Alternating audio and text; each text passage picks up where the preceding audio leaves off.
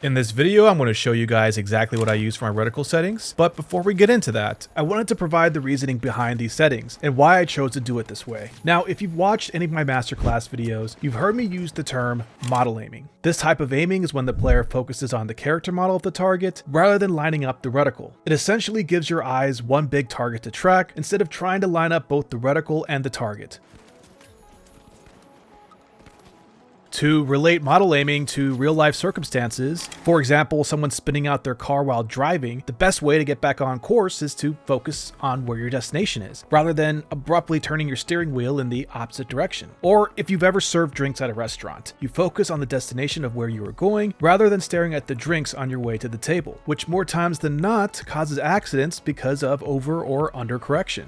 So to bring this back to the crosshairs, I try my best to keep it as small as possible and only use it as a reference point as to where the center of the screen is, or when engaging targets at extremely far ranges for pinpoint accuracy. Essentially for me, the bigger the crosshair, the bigger the distraction. That takes us away from our true destination, aka our target. The reason is because it basically forces me to line up my target with the reticle rather than putting all my focus on model aiming and centering, which in turn significantly slows down my reaction time. So with that being said, here are my settings. I keep the in-world crosshair off to ensure that my crosshair remains at the true center of the screen in HipFire, regardless of my character's actions. This is especially effective giving weapons like the 1887 shotgun, SH-1216, SH-1900, and M26 matter a whole new level of consistency, because the reticle will remain centered when firing from the hip. Moving on to the center dot, I keep this on, the dot radius at 3, with the color red being at 0, and blue as well as green maxed out. This color for me is the least intrusive, but of course this is all up to your preference. The opacity I have is set at 75,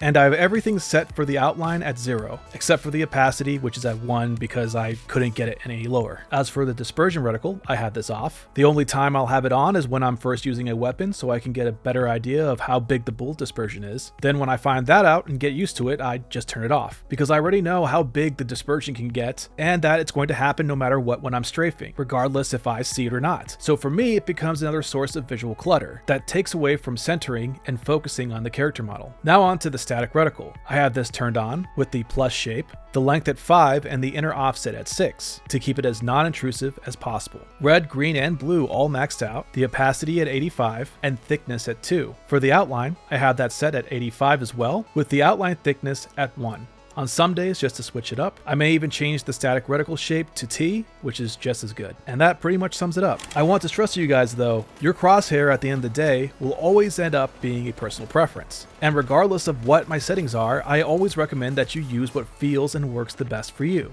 This also stands true for M&K settings, because there are a lot of different factors that vary from person to person. Mouse sensitivity, for example. You have to take into account the resolution, whether it is stretched or not, how big the mouse pad is, what type of mouse is being used, what type of skates are on the mouse, what the FOV is, how high the chair they're sitting on is lifted, and I could go on and on. So yes, you're obviously more than welcome to use these reticle settings, and I'm more than positive that a lot of players are going to enjoy it. However, don't be afraid to experiment in order to find out what's the right fit for you. I hope you enjoyed this video, and if you found it somewhat informative, please smash that like button. It makes a tremendous impact for this channel, as well as subscribe for all things the finals. Peace and love, guys, and I'll see you in the arena.